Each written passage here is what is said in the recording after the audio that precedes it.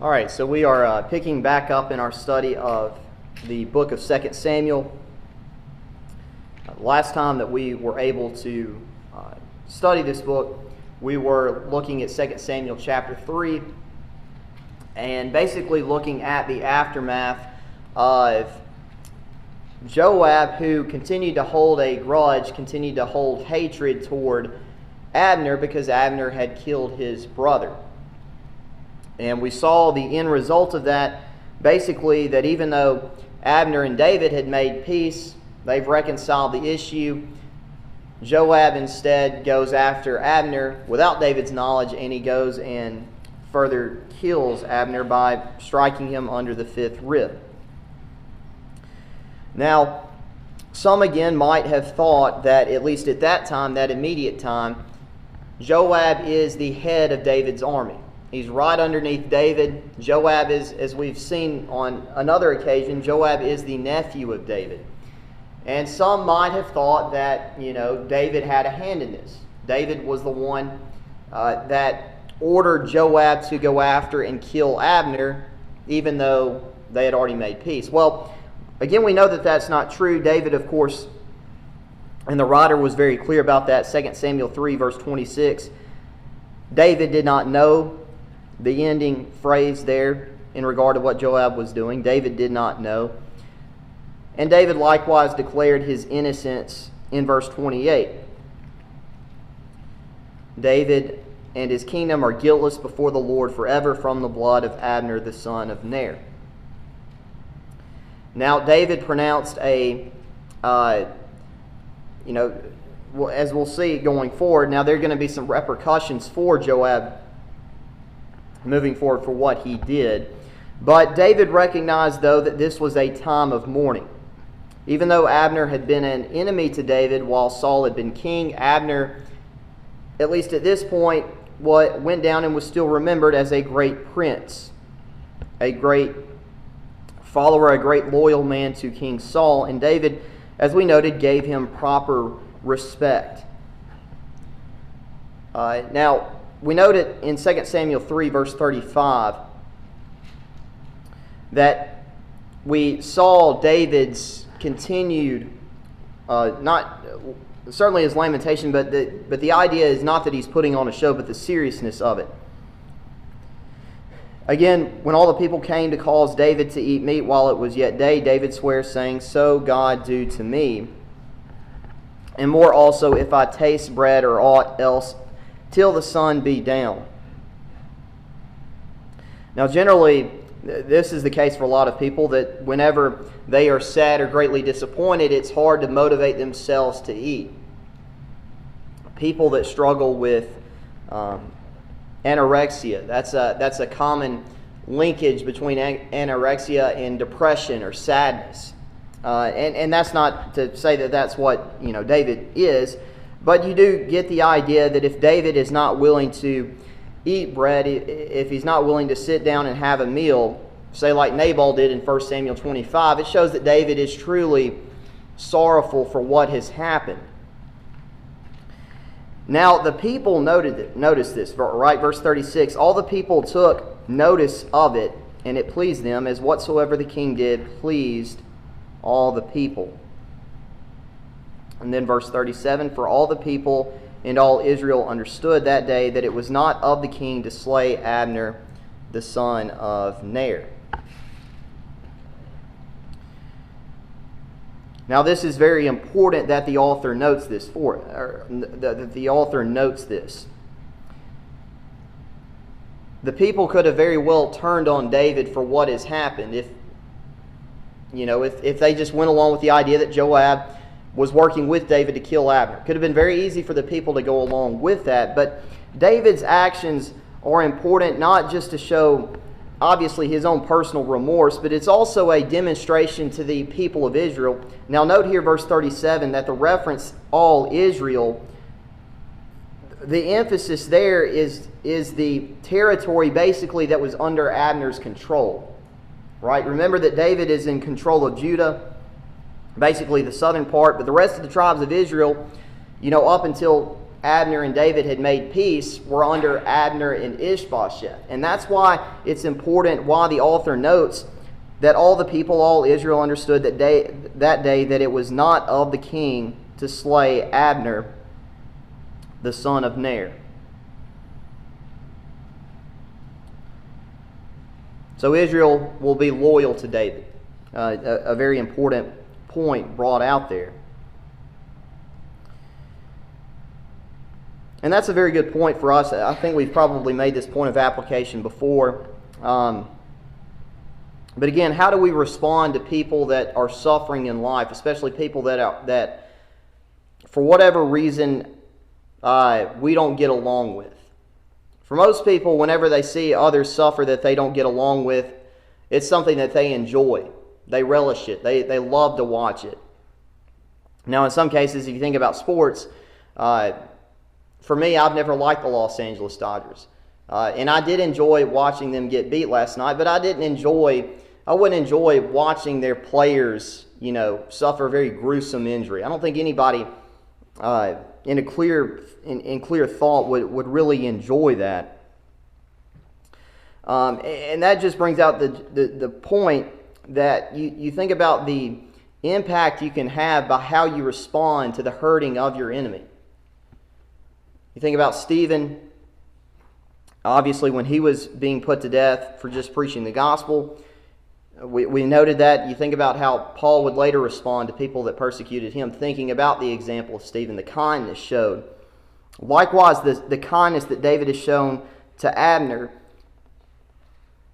inspires the rest of Israel to notice and say, David had no part in this. He's not going through all this grieving process if he was the one responsible for it. And so they're going to follow after David, as we'll see in 2 Samuel chapter 5.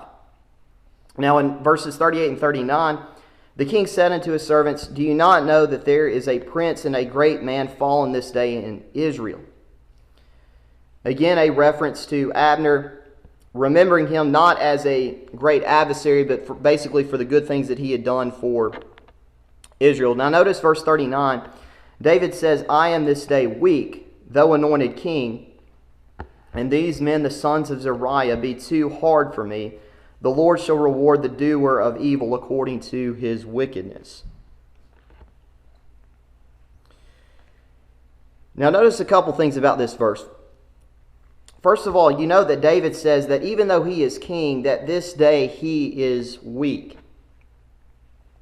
Now obviously he has not eaten. If he makes this statement immediately after he's not eaten, certainly he's going to be weak, at least physically. But keep in mind that David is a new king. He is a young king.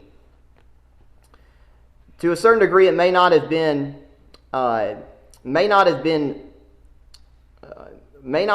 the best case for David to go ahead and punish Joab for what he has done here, right? Because Joab has obviously went against his king's orders and killed Abner.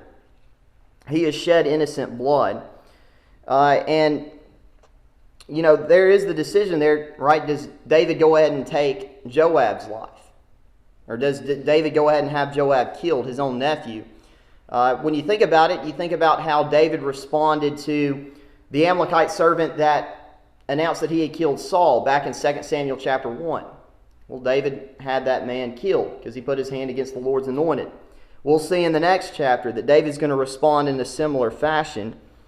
But in 2 Samuel chapter 3, verse 39, David basically doesn't do anything to Abner at this point, right? I am this day weak, though anointed king, and these then the sons of Zeruiah be too hard for me. The Lord shall reward the doer of evil according to his wickedness.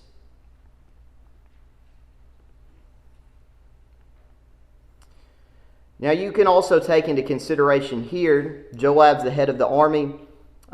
David's nephews in this particular case are probably somewhat important people. Now, it might not have been a great look for the king to punish these men, but you do take into consideration what David says at the end, that even though these sons of Zeruiah are very difficult for David, that God will one day render the evil according to his wickedness. Now, one thing you want to remember about verse 39, you know that he does say that these men, the sons of Zeruiah, be too hard for me. This is not just a reference to Joab, but it's a reference to other events that we have already talked about before. You remember it was one of Joab's brothers, and his name's slipping my mind, but he was the one that basically told David, you know, I can go into the camp and kill Saul for you. That way you don't have to get your hands dirty. You know, he was the one that put that temptation right there before David. It was Asahel, right, that continued to pursue after Abner when he didn't have to and got himself killed. And now it's Joab who has killed Abner. And so this reference that David makes in verse 39 is not just to Joab, but it's also to his brothers. And we've seen how they can be very difficult to deal with. You know, that's something that I think in a family you don't want to. This is not a problem that you want to have to deal with. You know, sometimes we deal with family members that, you know, cause us grief. Maybe family members that can be very difficult to handle because it seems like they make very bad decisions. I think we can all, maybe not to the same extent that David does, but I think we can all sort of sympathize with David here about, you know, how frustrating it can be when dealing with family members that are not doing what they're supposed to. And that's a takeaway that I have from this verse. You know, David, even though he's king, even though he is a man after God's own heart, even though all these positive things are said about him, he's still like one of us. He still got upset and disappointed with his family at times, and that's a good reminder to us that that the men that we read about apart from Jesus were imperfect. They had their own issues. They got frustrated the same way that we did, and yet David would take the position that God will one day render evil upon Joab for what he has done. Now, let's turn in our Bibles to 1 Kings chapter 2.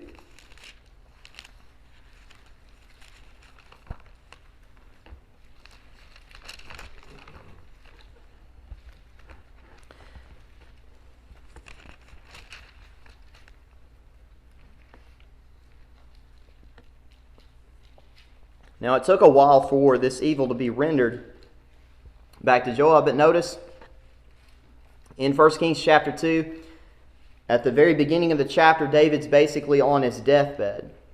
Now, note what he tells Solomon here, basically before he dies.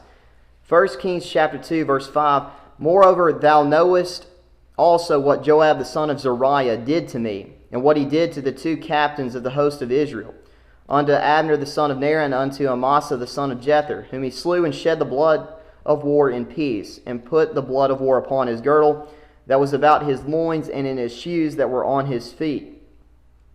Do therefore according to thy wisdom, and let not his gray head go down to the grave in peace. Now David points out there, right, that Joab was a man who took blood, who shed blood, who shed basically innocent blood is the idea. If you who shed the blood of war and peace, it's an idea that you've taken innocent blood. That was David's charge to Solomon. Handle this issue. Now note what happens. Now drop down to verse 28 of 1 Kings chapter 2. Then tidings came to Joab, for Joab had turned after Adonijah, though he turned not after Absalom. And Joab fled unto the tabernacle of the Lord, and caught hold on the horns of the altar. And it was told King Solomon that Joab was fled unto the tabernacle of the Lord. And behold, he is by the altar. And then Solomon sent Benaiah the son of Jehoiada, saying, Go fall upon him. And Benaiah came to the tabernacle of the Lord, and said unto him, Thus saith the king, Come forth. And he said, Nay, but I will die here. And Benaiah brought the king word again, saying, Thus said Joab, and thus he answered me. And the king said unto him, Do as he hath said, and fall upon him, and bury him, that thou mayest take away the innocent blood which Joab shed from me and from the house of my father. And the Lord shall return his blood upon his head, who fell upon 2 men more righteous and better than he, and slew them with the sword. My father David, not knowing thereof, to know Abner the son of Ner, captain of the host of Israel, and Amasa the son of Jether, captain of the host of Judah. Their blood shall therefore return upon the head of Joab, and upon the head of his seed forever. But upon David, and upon his seed, and upon his house, and upon his throne, there shall be peace forever from the Lord. Now that is a fulfillment of what David promised in 2 Samuel chapter 3 and verse 39. That retribution, it did not happen immediately. It took, obviously, several years, to the point where David, at this point, had already died before Joab faced his deserved punishment. But yet he did face that deserved punishment. And that's a reminder to us that in 2 Samuel chapter 3, verse 39, when some people do wrong, they think they can get away with it. And sometimes it feels like they get away with it, at least temporarily. But in some form or another, God makes sure that the evildoer is punished for his crimes. And that is exactly what happens to Joab by the time when Solomon becomes king, several years down the line. And so as a result, David's house, and that would include Solomon and his descendants, were innocent from the crime that Joab had committed. With that being said, are there any comments that you'd like to add on to what we've talked about thus far?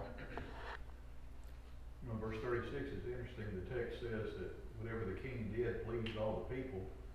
That'd be a dream come true for every king or president or leader of a country, because you want,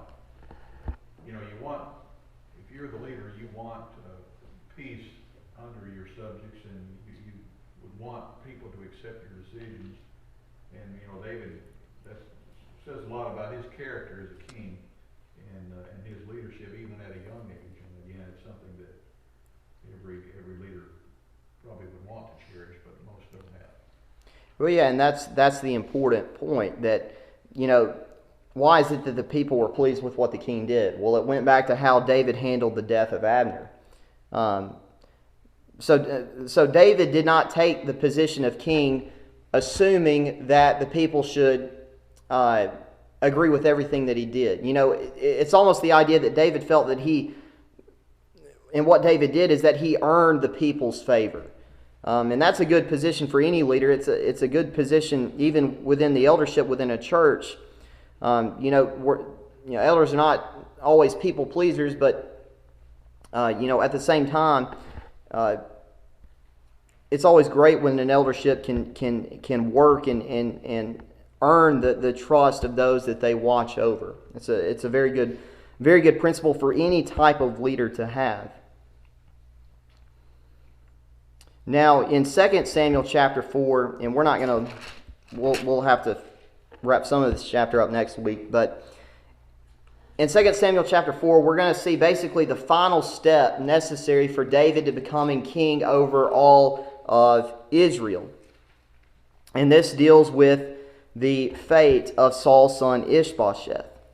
So 2 Samuel chapter 4, beginning in verse 1. And when Saul's son heard that Abner was dead in Hebron, his hands were feeble, and all the Israelites were troubled. Let's read on down through verse 4. And Saul's son had 2 men that were captains of bands. The name of the one was Baanah, and the name of the other Rechab, the sons of Rimmon, a Beerothite, of the children of Benjamin. For Beeroth was reckoned to Benjamin.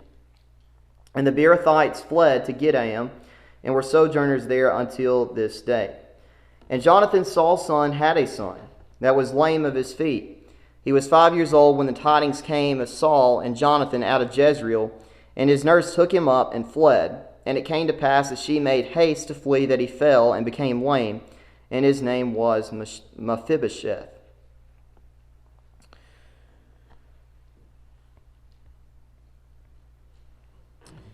All right, now note when Saul's son, and this is a reference here to Ishbosheth, because this would reference the same son that we read about in 2 Samuel 3 that delivered Michal back to David.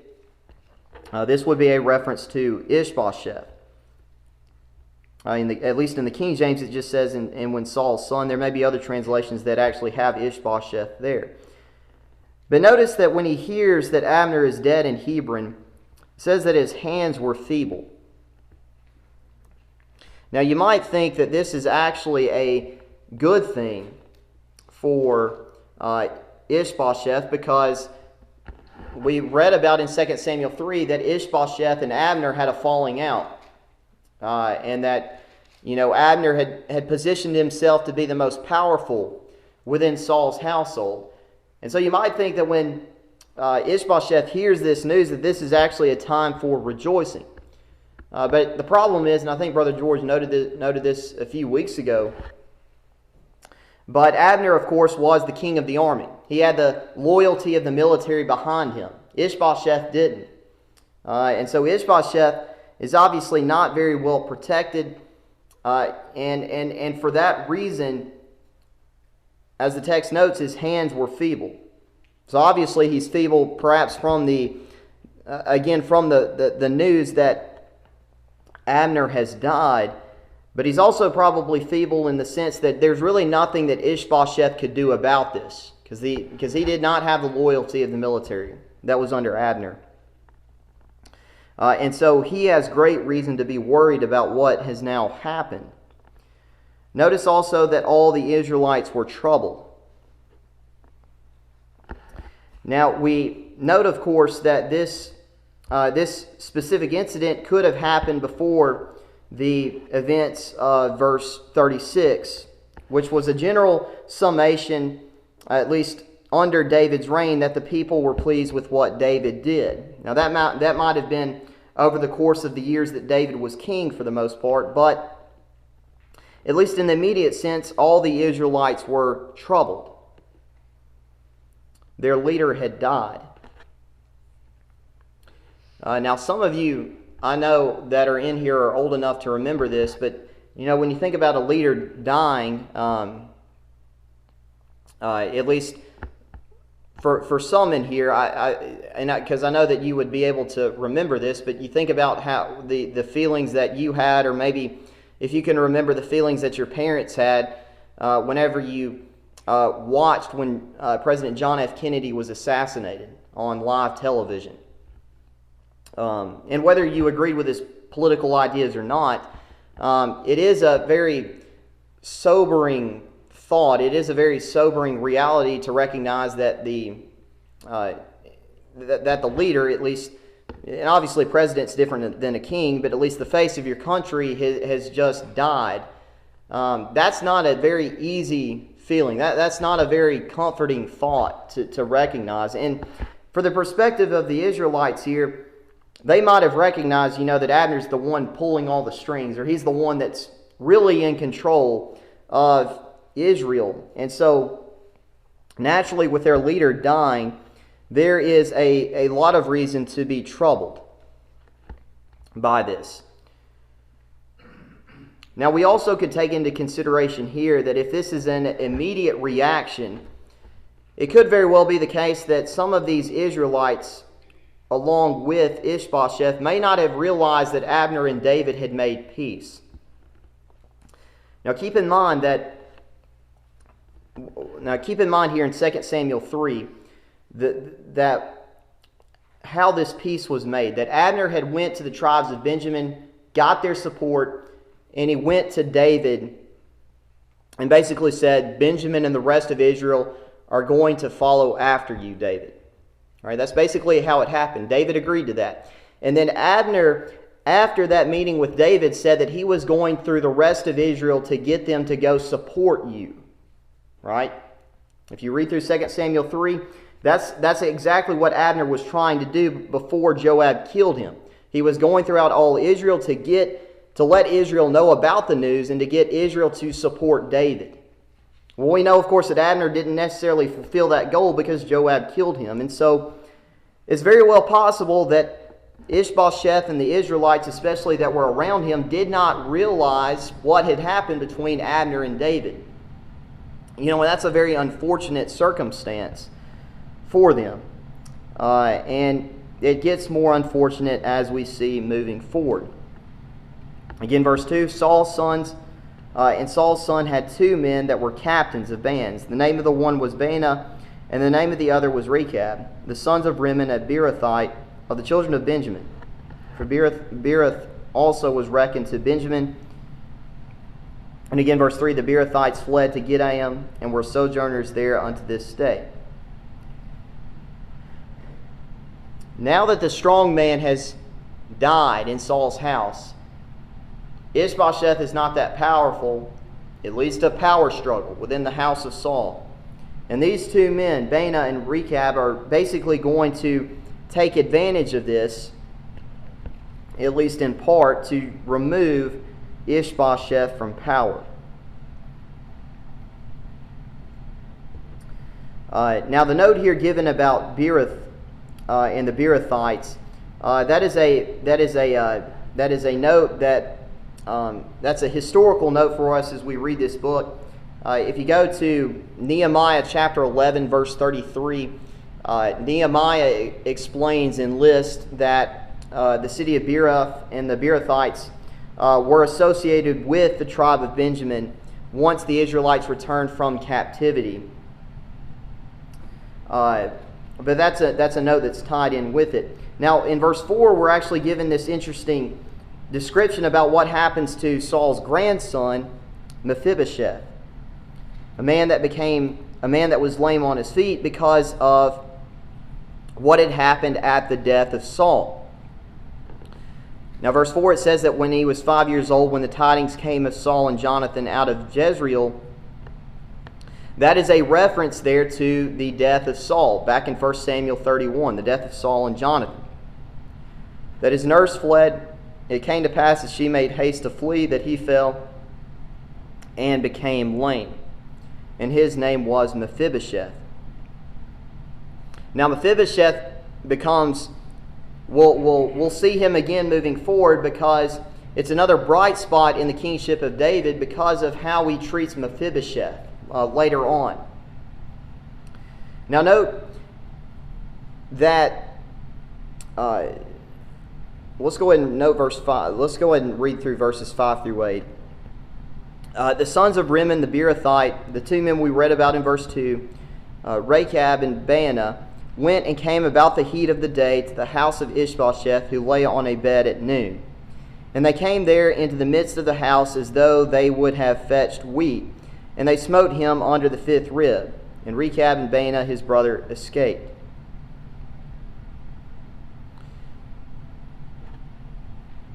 Now, one thing that you do want to note here is that, again, this perhaps is an unintended consequence of Joab killing Abner. You know, sometimes when we make bad decisions, they obviously have immediate consequences, and sometimes, though, they can have consequences, further down the road. You think about in the home, right? You think about a family that's not willing, or a mother and a father that are not willing to discipline their kids in the home. Obviously, that causes immediate problems. Then you have kids that don't want to respect authority. They don't want to, obey their teachers, or they don't want to be kind to elders or people like that. But later on down the line, whenever those kids grow up, they're going to still have that same mindset, because the parents made a very bad decision that had consequences later on down the road. Well, Joab, when he killed Abner, obviously he killed Abner, but if you think about it in this sense, had Abner been able to go back to Ishbosheth and resolve this issue, perhaps you don't have the death of Ishbosheth here. But that was an unintended later consequence that came from Joab killing Abner. You note here that Ishbosheth, again, is killed by two men of Benjamin, two of his own tribesmen. And again, this is a very unfortunate death for Ishbosheth. David, of course, has shown mercy to his adversaries on numerous occasions, and you would probably expect that if Ishbosheth went along with Abner, that David would have shown the same respect to him. But he did not get that opportunity. Now you note verse 7, for when they came into the house, he lay on his bed in his bedchamber, and they smote him and slew him, and beheaded him, and took his head, and gat them away through the plain all night.